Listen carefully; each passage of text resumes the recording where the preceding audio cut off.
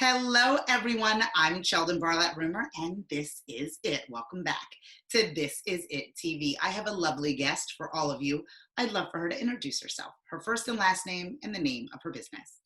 Hello, my name is Leisse Wilcox, and I'm a transformational mindset and success coach under the name of Leisse Wilcox. I need all of those things. I need transformation, I need a little life coaching, and I need a little bit of success. So we're going to dive on. Right? We're going to dive on into it. Now, I love to kind of talk about the void people are filling, based on, their needs that they may have had or needs that they have seen. Did you start on this journey, on this entrepreneurial journey, based on a need you had or based on needs that you've seen, or a combination of both? An accidental combination of both. I had come from a lot of childhood trauma that, like most people, I totally repressed it. Like I did not want to deal with it. Yeah, absolutely. And at one point I describe it as waking up from my own life. And I realized, I had lived in this beautiful 7-bedroom house and had like the beautiful husband and beautiful children. And I looked around and I was like, oh no. Oh no, if this isn't enough for me, what's wrong with me? And that was the catalyst I heard this like voice tell me, that sounds like a very weird introduction. Conversation, but I had that knowing of like, this isn't enough for you because you are not enough for you. And so that instant realization of needing to do some pretty deep inner work really started to fuel my own process, which then led me to explore further education and further healing modalities, which naturally supported my own strengths and gifts, which turned into a coaching practice. Oh, I absolutely love that. And I think more people than not, and in particular, folks like yourself and even myself that have a level of success or what would be perceived as success, there is so much guilt that you carry around when you are not in fact settled, right? And so who wants to talk to somebody who has the 7-bedroom house about how bad their life is? Or who Zero people want that. I know. Including the person who has it. They're like, I'm not talking about this. So then you repress it more. But there's a need for more. There's a need, in not having it be okay for you just to be okay, right? And like, what does that look like? So let's talk about how you help people and your technique behind it. I'm sure they have to come to you in an authentic space, and then do you discuss it as a consultation? Walk me through your process. That's exactly it. So thanks for getting it immediately. I have a podcast. I've written a book. I've got a very real and like genuinely authentic Instagram presence. So people who come to me generally come to me with an understanding that they can trust me. And that's step number one. That connection is fundamental to success in this business, right? And then we have a quick little phone consult and work together for about 6 months. So we stretch that period of one-on-one coaching out over 6 months. And in that time, we use the first few sessions to get really, really crystal clear on the context of your life. So where did you come from? Where have you come from internally? Where are you now? And what's your vision of where you want to be? Big important piece there. What is stopping you from getting there? So I'm trained in NLP and EFT, which is neuro-linguistic programming and emotional freedom techniques. And that's like a fancy way of saying I have a user's manual to how the mind works. And knowing that, we have access to going in and really revisiting in a very safe way, where did these wounds come from? Like, where did these limiting beliefs and blocks come from, and how are they being stored? What can we learn from them? And like, how do we honor how that's shaped the person that you are right now? And then how do we let go of that pain so that you can just move forward and be the incredible human you already are?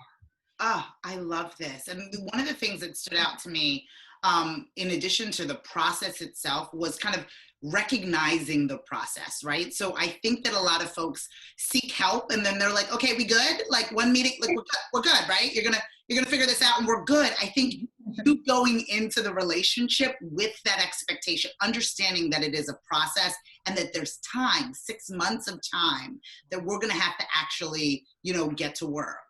I think that that's super important. It is. Yeah. The other key piece that I love, and it's reinforced behind you, the part, right?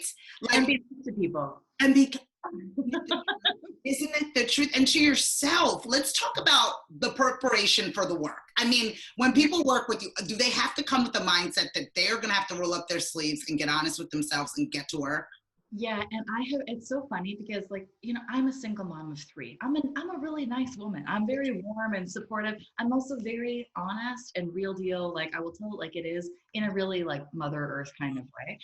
Is the best kind of parent, Yes, right? yes. It's so funny. I have so many people come to me and they're like, listen, I have wanted to work with you for months, but I have not felt ready. And it's like, I think there's like a natural filter that they know when they come to me, there's going to be lasting change. And it's not that it's hard work, it's Right. that I will provide the invitation to really face those things that you've not been wanting to face. All that stuff you've been reaching for to fill the void, it's working with me that's going to stop that. And at a subconscious level, that's really scary because that's an interrupter to all your old patterns. Right. The paradox of that is like, this is an interrupter to all your old patterns. So when you're actually ready to feel better and you like find that success called inner peace, Yeah. then you're ready to work with me. Yes, yes. I love this. I mean, one, it's the invitation, and it sounds like you give people permission, right, to feel in that type of way. I mean, I think that those of us that carry all of this stuff, for as a protective mechanism or just to be able to survive, we're always looking for that permission to feel as if, okay, not being okay needs to be addressed, wanting more needs to be addressed, and it feels like in that welcoming, motherly way, you were given the opportunity to do that. I could talk about this all day. So my kids give me this sign to let me know that I'm rambling. So you go ahead and just do this.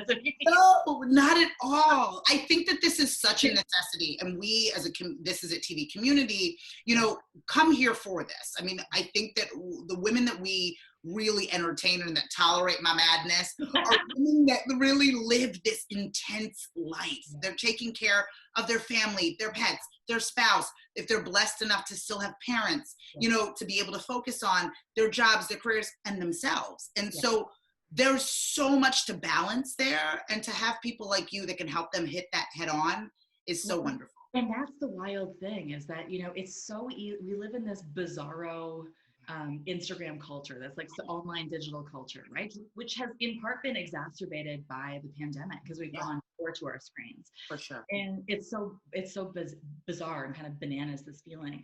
But there's this propensity to talk about self-care, self-care, self-care, but nobody's actually talking about what does self-care look like. Self-care does not look like a checklist.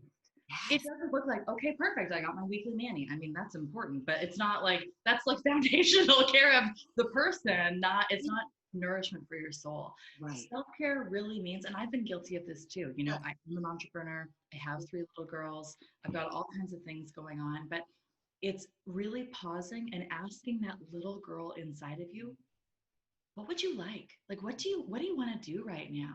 I just bought a bike this week because I was like, oh my gosh, my entire life has become about running my business, running my family. And I was like, look at me taking care of myself, until I realized there's been zero taking care of myself. It's been taking care of my business, taking care of my family. Right. And when you're a super driven woman and like you do achieve and do achieve and do achieve, you forget that there's this other part of grace that is just like, and pause. Right. What book would you like to read for pleasure, not for self-help? Which newspaper would you like to sit down and pour over with a cup of coffee or 2 on a Sunday morning? Right. It's like, how do we really nourish the person we are, not the roles that we're playing? And I think that is so important. I want to be able to talk about the discomfort in that space. I think, the other day, life has been so intense, especially here in the US, and it's just been one of those things. And I was talking to a girlfriend and I would belly laughed, like that laughing feeling, and my jaw started, I'm like, I haven't laughed that way in such a long time, right? Carrying all that heavy stuff, that feeling, that transition from that angst to, okay, Cheldin, this is how you're supposed to feel, is a little uncomfortable, right? It's, if not a lot, uncomfortable in a lot of cases. How do you work with your folks to kind of jump that hurdle of discomfort, as which we can anticipate is on its way once you address these things? So the unsexy side of what I do is I really teach people how to cultivate emotional intelligence. Yeah. I'm such a nerd that I'm like, that's an excellent marketing campaign. And everybody around me is like, not an excellent marketing campaign, but that is what we're talking about, right? And so very simply, what I teach people to do and what I encourage people to do and what I provide a very safe place to do is to feel your feelings. Yeah. And it's so profoundly simple that it almost sounds stupid, because it's like, who doesn't feel their feelings? Right. No. 98% of the population does not actually say to themselves, ooh, this is what anxiety feels like. Uh-oh, this is what anger feels like. Oh my God, this is what loneliness feels like. We don't feel it. And when we don't allow ourselves the opportunity to feel things, we repress them and they get more pronounced. And as they get more pronounced, we repress them more. And so we keep reaching and reaching. And it's in this space of like, how do you actually feel about that? You know, like, you've had all this success, you have this great family. How do you feel about it? It's like, I kind of feel resentful because now I've created this multiple six-figure business and I have this family who's doing really well. And I got to keep going so that I can keep it all, this machine that I built going. And it's like, okay, we've got to be honest about that. Because if you can't be honest with yourself about that, you can't come through it. So my like adage is that you have to feel it to heal it. Oh, again, it's so simple. say that one more time. You got to feel it to heal it. Oh my God. I live in hashtags. So that's exactly, I mean, I love that. You have to feel it to heal it. And that's the only way. And sometimes I feel like that infomercial guy, like, you said it and forget it. I'm like, you got to feel it to heal it. But it's true.